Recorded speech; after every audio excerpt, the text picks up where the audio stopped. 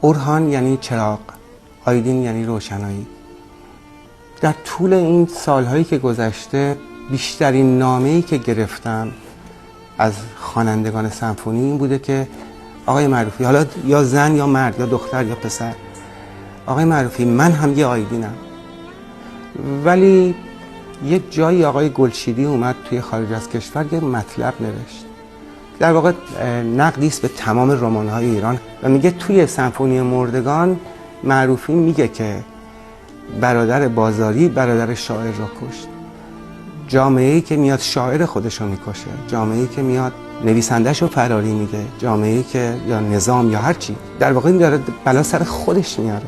یه جمله‌ای هست پدر بزرگم همیشه میگفت آدم هر کاری میکنه به خودش میکنه.